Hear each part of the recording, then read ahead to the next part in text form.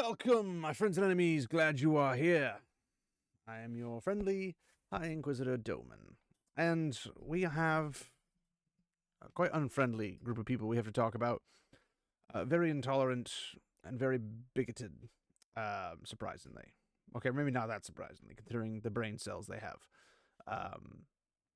For those of you who are not aware, we had recently the Game Awards, and the Game Awards brought rise to Expedition 33, basically just rolling over everybody like a freaking tsunami, and basically walking away with virtually everything. The highest awarded, apparently, in the history of the Game Awards, and absolutely curb stomped everybody. Like it was not even a competition because the game's just that good, right? That's the generalized statement by gamers. It's just that freaking good, and if you haven't played it, you should play it, is typically what everyone says to everybody. But there may be other gaming companies you aren't familiar with. And for that, we will jump into a little bit of a different, well, a group of unknowns, if you will, or as I call them, les bigots and les baguettes, depending on how you look at it. But here we have Pirate Nation. And he's covering Indie Game Awards. That's the name of the group. Disqualifies Claire Obscure Expedition 33 due to Gen AI usage. Now, if you're not sure what Gen AI is generated AI. So, in other words, they disqualify it for being an indie game because it used generated AI. Now, here's the thing. If they are using generated AI, how much of it is generated AI? That's the first question. Because if you make a game and you are an indie game, because you don't have a publisher backing you like on any particularly high level, what is allowed? Are you allowed to use Photoshop because it uses AI? Are you allowed to use any other tool because AI is a tool? So if you use any tools to help you, do your job, when is it not okay and when is it okay? And it seems to be the unanimous consensus is if you're using AI, it's not okay, which is a problem considering everything uses AI. There's AI in video games literally to control the artificial intelligent NPC groups. Like if you play Age of Empires and you're fighting against another civilization, but it's not a real person, it's just the computer, it's considered AI. Because it's programmed to behave a specific way and calculate based off of certain things. It's not AI in the sense that what we currently see every day now, but it does have its own little issues. The Indie Game Awards have a hard stance on the use of Gen AI throughout the nomination process and during the ceremony itself. Now, here's the thing. They have to specify generative AI due to the fact that there's AI in everything. So, that being said, what are they going to do? Are they going to behave in a particular manner? Or are they going to just change the rules according to however they feel like doing it? Like, what ultimately becomes of these type of things? So, let's take a gander. I found this particularly funny when I was looking through it. So let me set it up for you. Now, this is essentially the thought process of those who are against AI and those who are in favor of utilizing it to make things a little bit easier for themselves, or maybe better, whatever their reasoning is. This is kind of the feel, right? And it's like, hey, look what Zog do. So you got these cavemen holding their meat or their food to the fire to cook it, but they're burning their hands in the process. Meanwhile, the intelligent caveman who has glasses, so he's obviously cheating, used his eyesight unfairly to spot a stick and to reduce how many people he had to hire to cook his meat He just stuck the meat on the end of a stick and cooked it. You know, just like AI.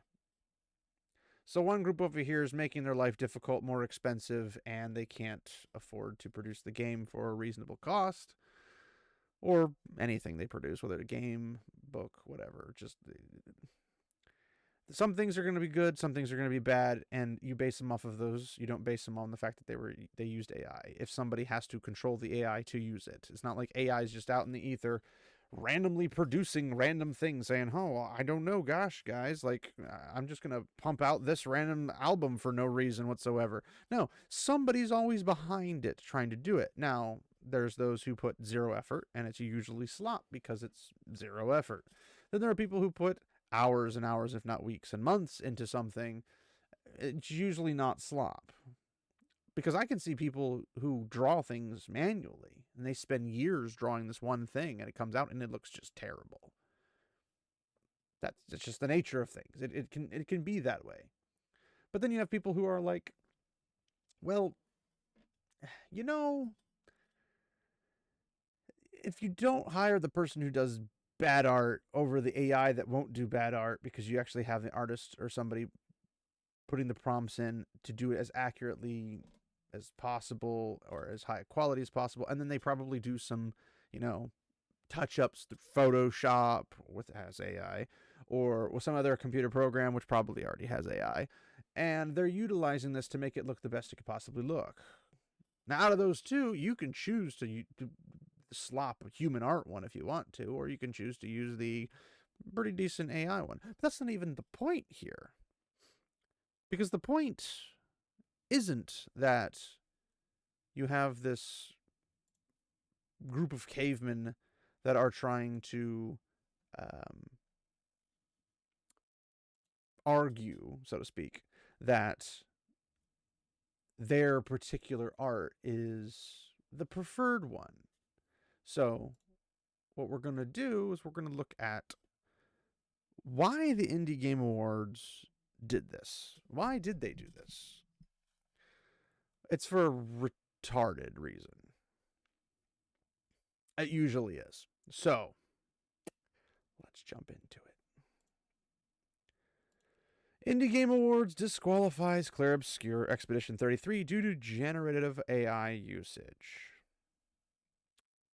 The Indie Game Awards took place on December 18th, and why not December 18th? But okay, I guess Insider Gaming's good at editing.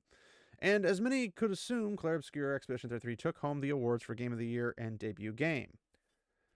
However, things have changed. And the Indie Game Awards are making a big decision to strip the Claire Obscure and developer Sandfall Interactive of their awards over the use of generative AI in the game. They do what now? They're going to strip them because of what? Because they use generative AI. Oh, okay. It must have been really bad. They must have made the whole game with generative AI.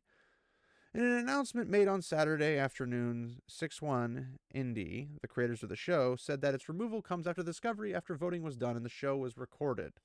The Indie Game Awards have a hard stance on the use of generated AI throughout the nomination process and during the ceremony itself, the statement reads. When it was submitted to consideration, representatives of Sandfall Interactive agreed that no generative AI was used in the development of Claire Obscure Expedition 33. There might be a reason for that, or they could be lying. Let's see. In light of Sandfall Interactive confirming the use of generative AI on the day of the Indie Game Awards 2025 premiere, this does disqualify Claire Obscure Expedition 33 from its nomination. 6-1 Indie ended by thanking the community for being patient and providing feedback on the situation. Who gives a frick what a bunch of people think when your behavior and your actions did not do your due diligence?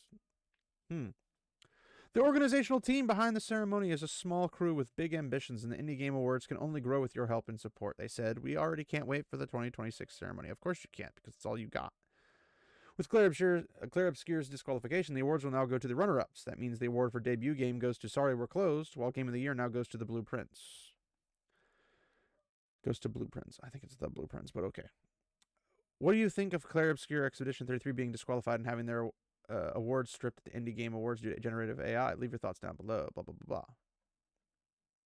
So, this is a bit of a weird situation, don't you think? we have a position in which you have a bunch of people making their declarations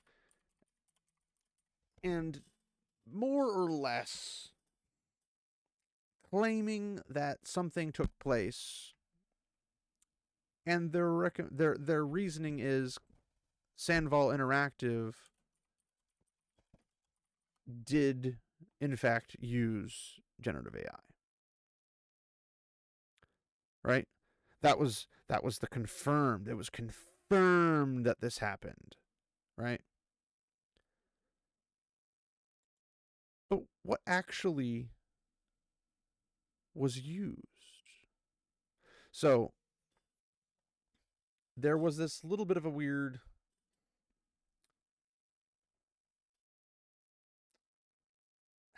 misunderstanding. We'll say misunderstanding.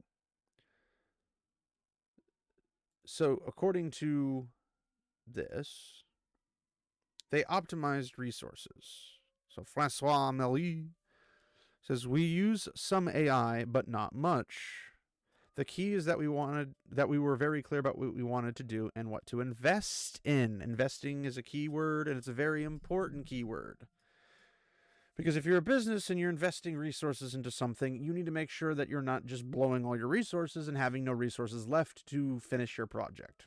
It's pretty cut and dry, pretty common, not out of the place, pretty normal. And of course, technology has allowed us to do things we were unthinkable a short time ago. Unreal Engine 5's tools and assets have been very important in improving the graphics, gameplay, and cinematics. Now, Larian has had their own takes on this and stuff. But Francois' AI talk was like, oh, well, we only use it for a little bit. And it's like, okay, but what exactly did they use? Now, from what I could find, and it wasn't very much that I could find because there was always snippets in another article, another thing, and it was just a little tiny piece. But from what I gather, they used placeholders. So they used AI to make something, to put it in the game, so that when they go to the next stage or to any type of stage or any type of character progression, plot progression, whatever, and you had divergent paths or decisions or choices, discussions, whatever, they had placeholders that were generated by AI so that when they were building the world, they had something there as a placeholder, a place card. It's just its only job is to sit there to alert somebody of something when they're programming. So a real person's programming, a real person's going through and doing this, but they have just something there because the artists are working on something over here. And so when the game comes up, they're like, okay, well, we had this here, but now we have the actual product, the actual artwork made by actual people, and we're going to put it into the game. And they removed all the AI out of it because there wasn't any AI meant to be in it. If that's the case, then that doesn't make any sense, does it? Because why on earth would you assume that just because they use generative AI means that it's part of the game? They didn't ask, and as far as I can tell, like, what level did you use, and then somebody worked. No, it's just like the fact that you even touch generative AI, and the fact that you breathe the word generative AI, instant disqualification. But if that's the case, how many indie games would actually be disqualified? My money's on a lot more, but because Expedition 33's a big contender, getting rid of it in an award ceremony that not really anybody cares about is a bit odd. So I found this other statement, and let's take a gander at it. Statement on the Indie Game Awards latest announcement regarding Chanty. For somebody else, by the way. Too long, didn't read. All right, we'll read it. Statement on the Indie Game Awards retracting Chanty's award recognition. Ahoy, mateys. If you've been following my work, you may be aware of Chanty's recent selection at the Indie Game Awards for the Indie Vanguards category, as I have enthusiastically shared on my socials. You might hence also be aware that this honor has been officially retracted. I'm going to zoom this in, but I don't think I can make the picture any bigger, unfortunately. That's about as good as it's going to get. Sorry, guys. As a result of Gorton Code's collaboration with Mod Retro on publishing of Chanty onto physical cartridges for actual hardware, the way the game was always meant to be played. This hurts, I'm not going to lie, but I'm also not going to back down. So, in response to this news, but mostly the public statement, the IGA Independent Game Awards director, Mike Toundrow, I don't know how you're supposed to say it, decided to circulate on social media and press without first talking things over with me. I take this opportunity to retort and appreciate your attention in the matter. First and foremost, the IGAs were not first made aware of Chanty during whatever that is, which happened 2 years ago. We never spoke during that time for them to kindly let me know I was on their radars, as they claimed. I submitted all materials to 61Indie directly through IGA's submission form like everybody else.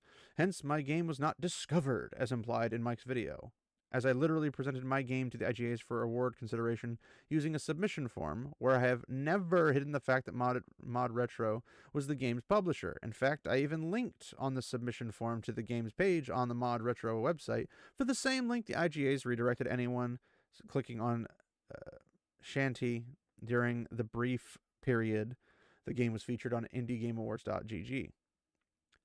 The Mod Metro name and logo as the game's publisher have been on all of my marketing materials, including all of my socials and website, including itch.io, and since day one of our collaboration, and even my presence at Gamescom this year was on a Mod Retro themed booth. Never once did I trick anyone at the IGAs into believing otherwise, as Mike's statement implies. In fact, I even added the Mod Retro name and shouted them out during my acceptance video. Mike himself personally commended me for the shout out to Mod Retro on an email I received from him on November 26, almost a full month before the awards were to air. Based on the IGA's values on which my game was retracted, Mike and the 61Indie team could have been taken action back then and save all of us the embarrassment of today. However, they either did not care at the time or they weren't really interested enough in the game to look up some basic information about it. A simple Google search would have sufficed. Mike was even told me he was playing the game while congratulating me, so the literal first screen of the game showcasing the Mod Retro logo could have clued the 61Indie team as to who the publisher were. So either Mike did not play the game or did not seem to care about the game's collaboration with Mod Retro or the IGA's values at the time. My point here is that the official statement issued by Mike on behalf of IGAs is making it seem like I tricked people into selecting my game for Indie Vanguard by not disclosing information. This is straight up disingenuous and puts a dent in Gorton Code's reputation. Wow, old bureau. Seeing how quickly Mike circulated the info to the press. Most of all, it is a cowardly attempt to throw Gorton Code under the bus for an oversight on their part, based on their values, quote-unquote values.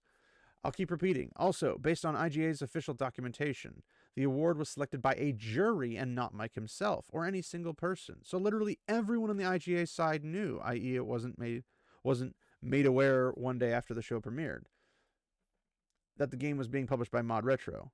So I can only imagine Mike couldn't handle the fact of a potential backlash to a decision made whilst fully in the know, and then simply decided to direct the backlash my way, publicly shaming and calling me out, collecting his precious internet karma while doing so, and leaving me to deal with the damage control of which this statement is a part of, on a Sunday I should be spending with my kids, no less.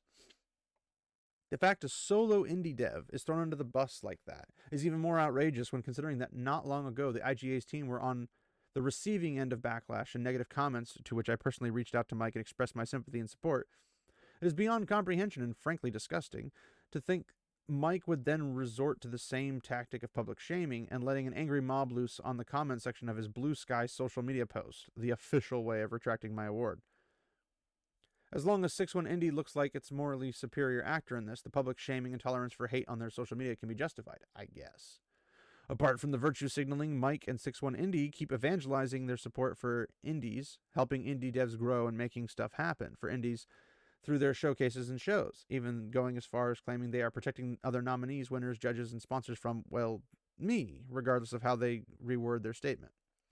Clearly, A disclaimer regarding which indies 6-1 Indie will tolerate, preferably updated on a daily basis, seeing their values do not remain consistent over the course of a month, is needed in all of 6-1 Indie public-facing materials, seeing how they publicly shamed not one but two indie developers, providing juvenile arguments in both cases as the reasons for retractions, were publicly known for months prior to the awards even accepting nominations.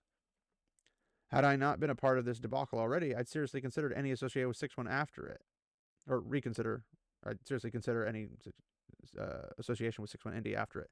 It blows my mind that even after being around so much indie talent, as made evident on the award show, Mike and 6-1 Indie appear to be extremely ignorant regarding how tough the indie landscape is to navigate, especially for a solo dev, without having to also worry about some 6-1 Indie organization pulling the rug from under their feet when they're at their highest. Also, the timing of this further raises questions, as I am pretty sure that using copyrighted works, game footage, game logos, key art, etc., to drive audience engagement from time you nominated the game to the actual awards premiere, and then quickly disassociating yourself from that use and disregarding any collaboration, that the people granting you access to their IP and work is to help you get more traction for your award ceremony, is at least as bad as claiming you are against AI, but you consider stealing other people's work to pursue your goals and maximize your output. Obviously, I'm not talking about Shanchi here, as that would be a secret to be revealed, or as that was a secret to be revealed during the ceremony. I'm talking about other indie studio you also casually decided to shame publicly. That'd be Expedition 33, by the way. See the irony here. So on that note, I have to at least thank Mike and 6-1 Indie Team for putting Shanty in the same company as one of, if not the most beloved indie game title to emerge in recent years. I will hence wear my award retraction as a badge of honor, seeing who I'm next to. To all fellow indies, please let my experience be a heads up on dealing with the likes of Mike and 6-1 Indie while navigating the industry in pursuit of your passion and your dreams. Never give up. I know I won't. So, ironically, if I was personally in this position and whatnot, I would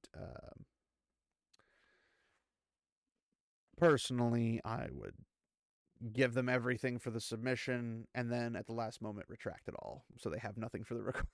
They can't put the thing out. That'd be freaking funny. It's like, and the reward goes to, oh, they took it away. Oh, look, they took it away too. Oh, look, they just like absolutely destroy the Indie Game Awards, because there's no reason for them to be an Indie Game Awards if you're just going to hit people because of reasons. Now, why was this game retroactively yanked? Well, apparently because of this.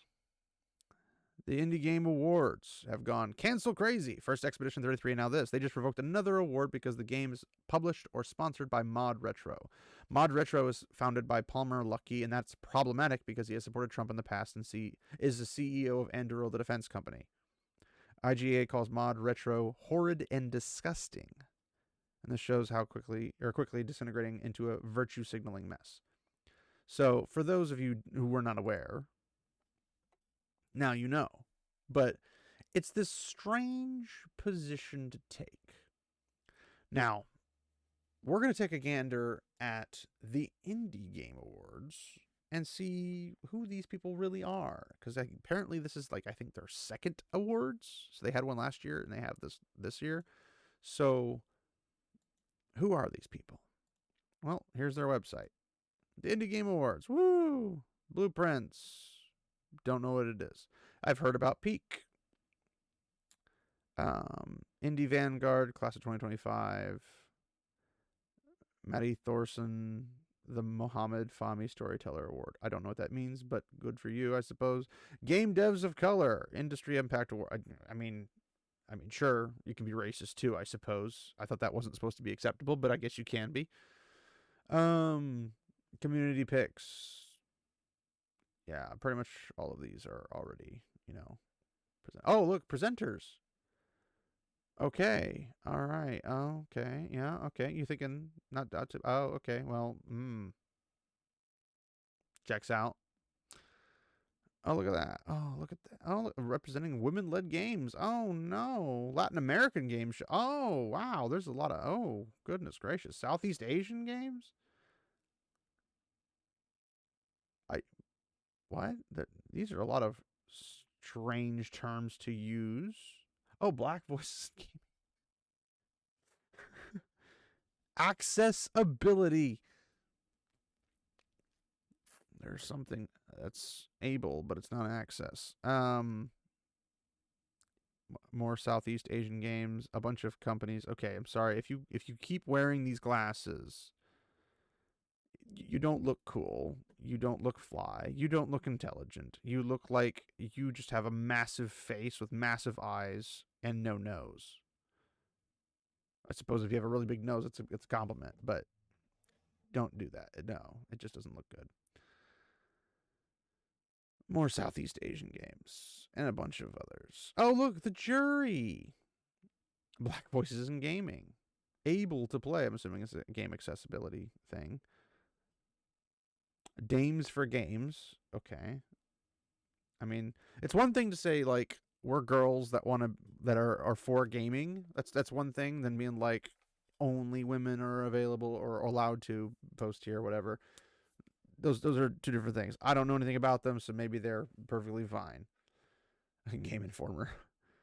Um, I Dream of Indie's actually pretty clever, not gonna lie. Insider Gaming. Oh, they wrote an article. Suspect GameSpot. Oh, look at that. Oh, the accessibility person's on there. Great. Latin American Games Showcase. Wow, these are some QWERTY gamers. Okay. That's gay. I'm not going to lie. 6-1 Indie, of course they are, because it's their whole thing. Oh, look at that. Wholesome. Oh, women-led games. Wow. I would have never thought this was on here. So yeah, we got the indie games and their, as you might say, questionable voters jury. So canceling not one but two games because you're retarded. First one because generative AI use that you don't know what actually was used. You just heard the term we used AI. Boom, instant you knocked them out.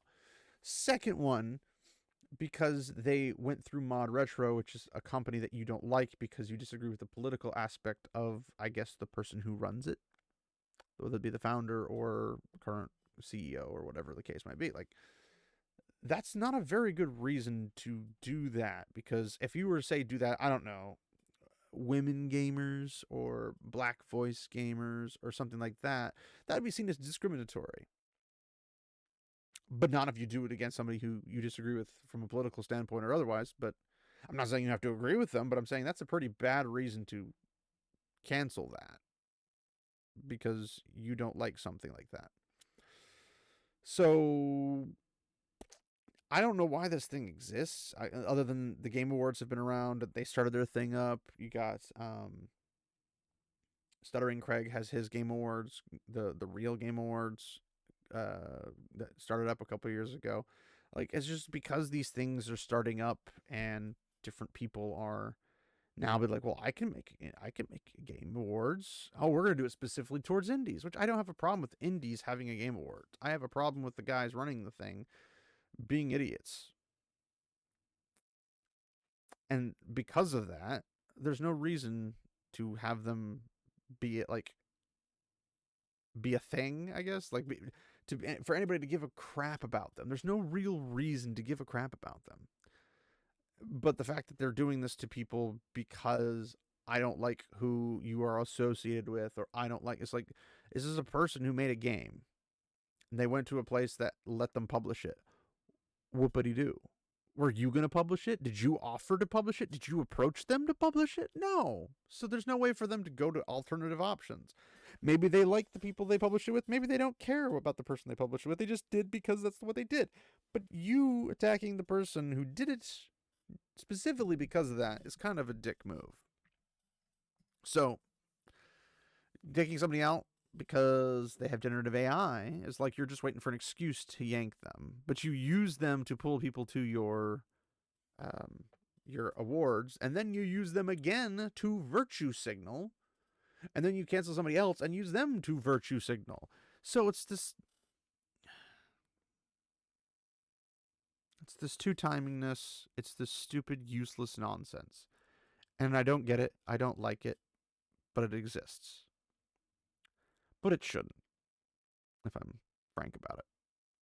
But I'm not frank, ironically. All I can think of is that when it comes to a Game Awards, you need a Game Awards that does not exclude gaming groups based upon, like, I'm going to talk like a jury. Let's say everything is voted on by a jury, because I don't think the Game Awards has a jury, but maybe they do. But it seems to be that they just pick one and then say that's the one that gets it, and they move on. But if you have an actual legitimate jury of, like, say 50 to 100 people, or different groups, organizations, people, whatever, and you don't discriminate, so you have political right, political left, you have economic right, economic left, you have everybody from every different background being participating, I don't have a problem with that. It's when you get to, we're not going to allow you to participate because we don't like you or we disagree with you or whatever the case is. Well, guess what? I disagree with a lot of people. A lot of people disagree with me. I don't like a lot of people. A lot of people don't like me. This is the way it is. But I'm not going to say, no, they can't exist or they can't this, that, or the other. But that's essentially what they're saying. And this is like, you're not allowed to exist in the space. We won't let you. We're going to be bigots about it. We're going to be flaming our bigotry everywhere like a freaking flamethrower. And it's quite obvious. They're two-timing, they're manipulating, and they're taking advantage of people for their own benefit. So if that's the case, then I would encourage any game developers, if anybody does watch this and you're a game developer in the indie sphere and you thought about going through the Indie Game Awards, maybe reconsider. It might suck. It might, might hurt sales. I don't think it really will, because I didn't even know about the Indie Game Awards until after it happened. And I only heard about it because Expedition 33 was a thing, which led to another one, which is Shanty. So I don't think it'll hurt you as much as you think. Being on like Twitter and posting, hey, I made this fun game. I hope you enjoy it yourself. Getting yourself out there, advertising yourself, will build you a pretty good following. And if your game's fun, people will like it. It's pretty simple. It's pretty cut and dry. So hopefully you guys will take that into consideration. But Game of the Year still goes to Expedition 33. You're not going to bypass that. And if anything, this is a dick move to the Blueprints, because if Blueprints is sitting there going like, haha, we got it, but we didn't get it because we were the best. We got it because somebody else got disqualified. That's never a good thing. So you should have done your due diligence. Now, it's a good thing because it's a trophy I can throw on my wall or something like that, maybe. But it's not good to be like, oh, you're the one who only got it because Expedition 33 got yanked because some guy was a retard. Well, that's not something you want to hear as developer of that game, or the indie developers. So you get the idea. It's not going to feel as good as I won this legitimately. I'm not in the shadow of Expedition 33, which is clearly the best game of the year. You can't really argue with that if you look at it from every metric.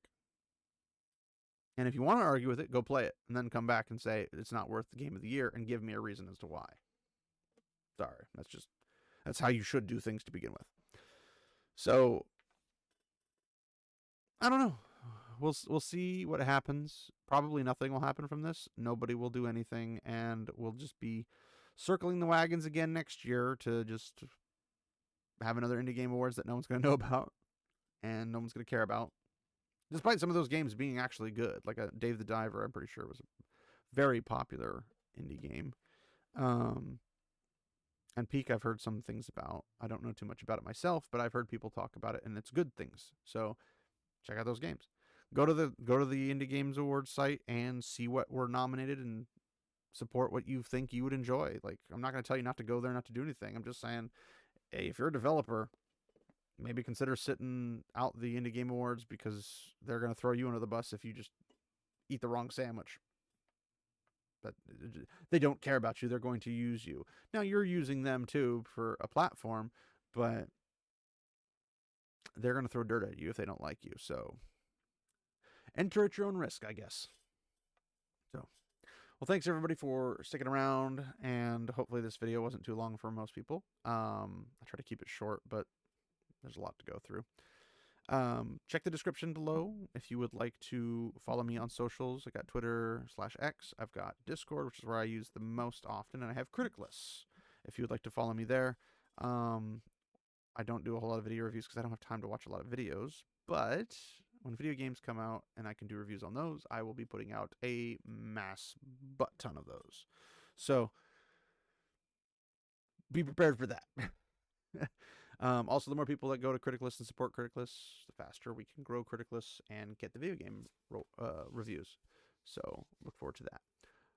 Check below that for content creators that you may enjoy. There's a variety of them, and if you have any recommendations, leave a comment with the name of one you think I should check out, and I will check them out. And if I think they do something that's really, really good, I'll add them to the list, which doesn't take very much to impress me. So there I go.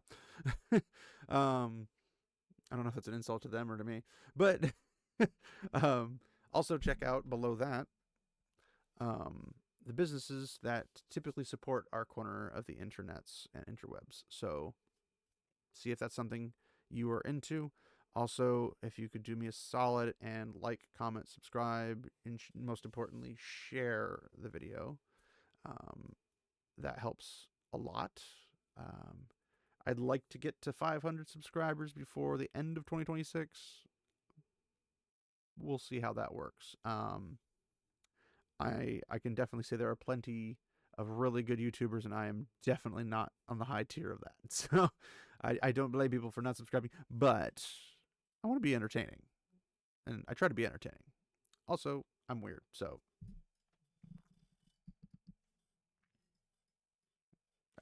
do with that as you will.